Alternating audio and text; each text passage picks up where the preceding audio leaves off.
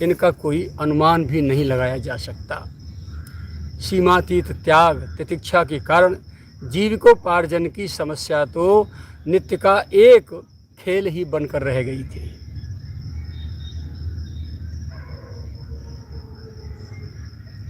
अब बताइए, किसी का देने पे लेना नहीं और कोई धर गया तो उसको कितनी पवित्रता से उसको हटा के गौ माता को खिलाया और उसकी शुद्धि के लिए कितना प्रयास किया।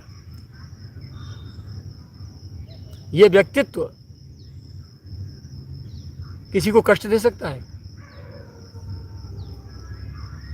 जो देने पर नहीं लेता, आज समाधि का स्वरूप क्यों इतना अति सिंपल से सिंपल है, साधारण है? क्योंकि उन्होंने एकांत में बैठ करके जो हमें संकल्प कराए हैं, हम उसी के हिसाब से जीवन जीने की कोशिश कर रहे हैं। लेकिन असुर पहले भी थे, असुर आज भी हैं। कालने भी आज भी बैठे हैं साधु वेश में।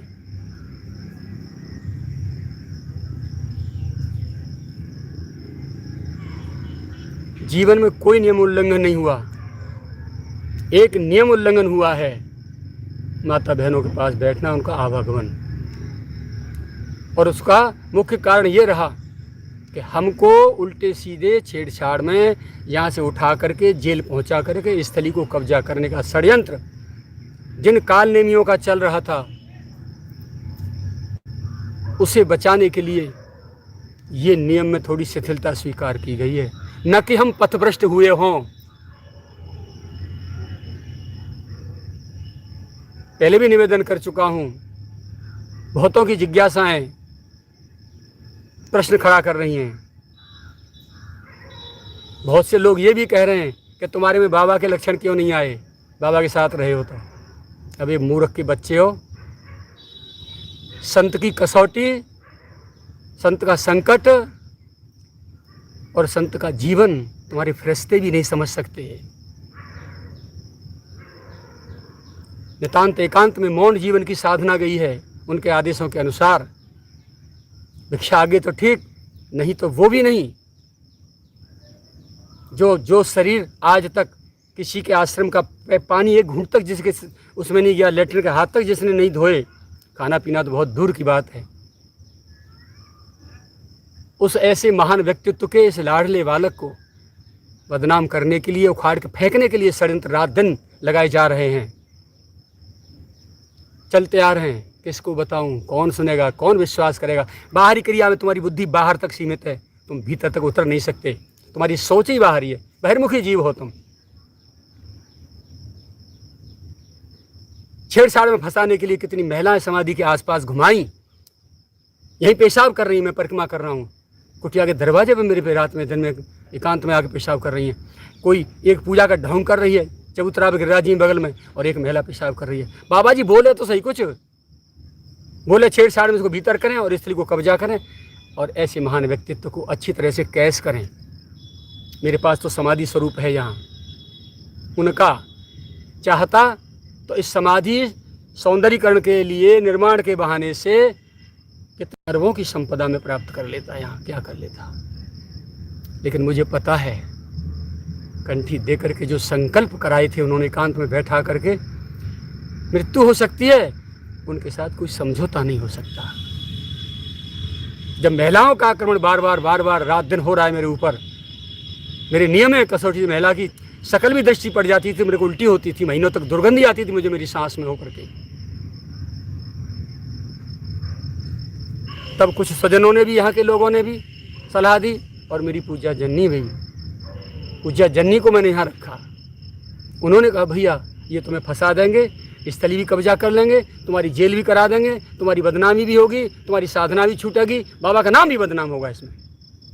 इससे तो अच्छा है जो धन दिखे जातो ता आधो लीजिए बांटो, उसमें इतना करो। जो माताएं भिक्षा लेके आती हैं, कभी आते पुरुष वर्ग ही हैं, ग्रामीण क्षेत्रों से किसानों के यहाँ कदाचित माताएं आती हैं, तो तुम छिप जाते हो, टिफिन वो दरवाजे पर रखती हैं, वो जब हट जाती है टिफिन धर के, तब तुम टिफिन लेते हो और तब उसको खिला के टिफिन वहाँ रख देते हो, चली जाती हैं बाहर से प्रणाम करके।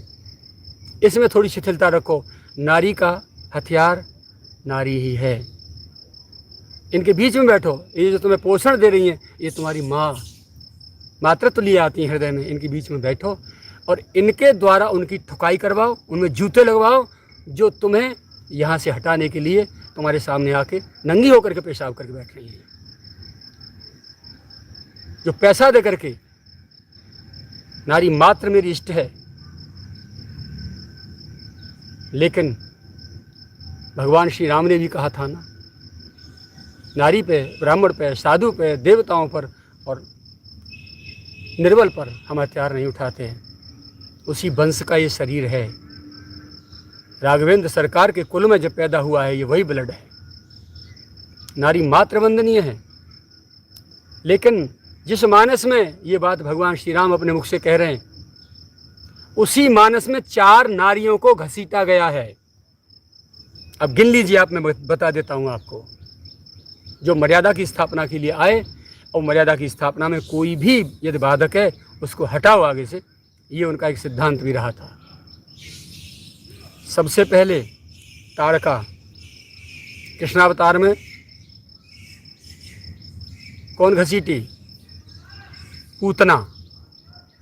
और रामावतार में सबसे पहले ताड़का, एक ही बाण प्राण हर लीना। वो नारी नहीं थी, क्या थी?